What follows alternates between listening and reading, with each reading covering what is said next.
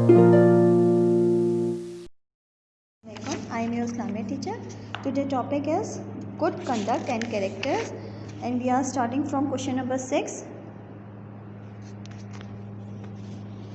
Question number 6. What is ihsan? What is the best way to do ihsan?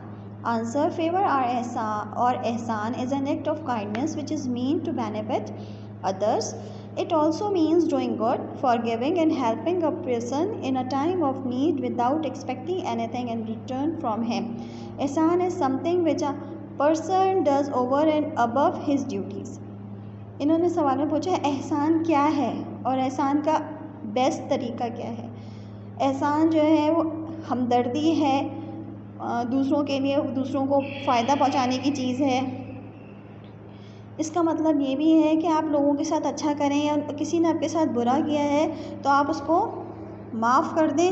माफ़ कर देना भी एक एहसान है, विदाउट एनी गलत बात के या उसकी गलत आदत को बार बार दोहराने से बेहतर है कि आपने उस पर एहसान किया कि आपने उसकी बुरी बात वहीं पे ख़त्म कर दी। एहसान जो है वो इंसान ये सोच के ना करे कि मैंने इसका बैक लेना है, मैंने इसको वापस लेना है, वापस नहीं लेना है।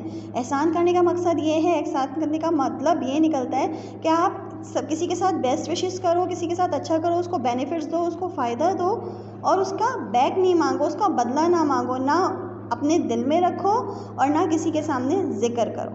Question number 7. What is the spirit of sacrifice? Spirit of sacrifice will give away all whenever the need arose in time of wars. Sacrifice, आपको पता है सेक्रीफाइस का मतलब क्या होता है? कुर्बानी देना।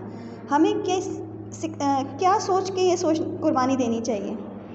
हमें ये सोच के कुर्बानी देते हैं हम कि ये अभी हमारे वक्त की ज़रूरत है।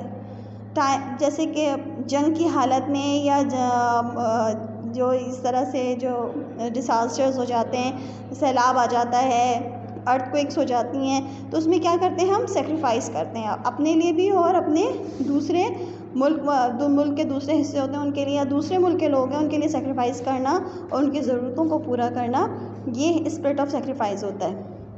ये नहीं कि मेरे ऊपर वक्त आया है, मेरे ऊपर परेशानी आई है तो मैं सेक्रीफाइस करूं, तो वो तो आप अपने लिए कर रहे हो, उससे दूसरों को कोई फ़ायदा नहीं है। लेकिन आप जब दूसरों का सोचते हो कि हाँ कहीं पे अर्थक्वेक आया है या कहीं पे सैलाब आया है और वहाँ के लोगों के लिए आप जब मदद करते हो, या कोई नागहानी हो गई है उनके लिए जब आप मदद करते हो, तो इनसे ये है सेक्रीफाइस।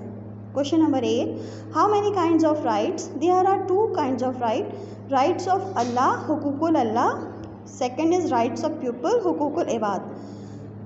कितने तरह के राइट्स होते हैं? 2 तरह के राइट्स होते हैं। एक होते हैं राइट्स ऑफ अल्लाह, हुकूकुल इबाद, अल्लाह ताला के हुकूक। दूसरे हैं पीपल्स के, लोगों के हुकूक, जिसको हम हुकूकुल इबाद कहते हैं। Question number 9. Describe the rights of parents. They bring us up with love and affections, take care of all our needs. They sacrifice their own comforts and needs for our happiness. आप इस बार ये बोल रहे हैं कि आप वैसे तो माँ बाप के बहुत हुकूक हैं, डिस्क्राइब क्या हम डिस्क्राइब करें, और क्या अल्लाह ताला ने हमें इतनी ना ताकत दी है, ना इतनी हिम्मत दी है जो हम अपने पेरेंट्स का एहसान उतार सकें। लेकिन अल्लाह ताला ने कहा है कि बच्चों, सबसे बड़ा एहसान तो ये है कि हम अपने वालिदैन के साथ तेज़ आवाज़ में बात ना करें।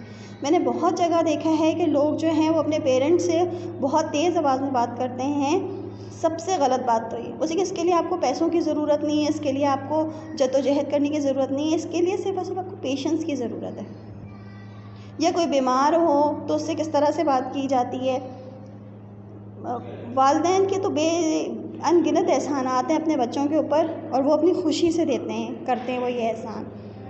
वो हमें उनसे क्या मिल रहा है? जब हम छोटे बच्चे होते हैं तो उन्हें हमसे क्या मिल रहा होता है? वो सिर्फ अपनी मोहब्बत के आगे मजबूर होकर हमें जो है वो दुनिया की सारी नेमतें देने की कोशिश करते हैं। अच्छी तालीम देते हैं, अच्छा रहन सहन देते हैं, अच्छा माहौल देते हैं, घर देते हैं, हर चीज़ देते हैं बेटा वो।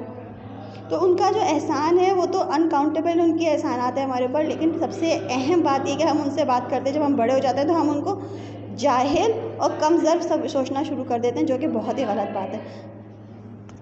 Question number 10. Explain the respect of teachers. They help us to gain knowledge and tell us the difference between good and bad. We should obey the order of teachers. Teachers का बेटा, टीचर्स हमारे रूहानी वालिदैन हैं। Teachers के बारे में भी आप जितना भी आप डिस्क्राइब करो वो बहुत कम है। लेकिन सबसे अहम बात मैं आपको ये बताऊँगी, टीचर्स हमारे रूहानी वालिदैन हैं। अगर वो हमें किसी काम से मना करते हैं तो हमें उस काम से रुकना चाहिए, और अगर हमें किसी बात की तंबीह करते हैं तो उस बात को हमने मानना चाहिए।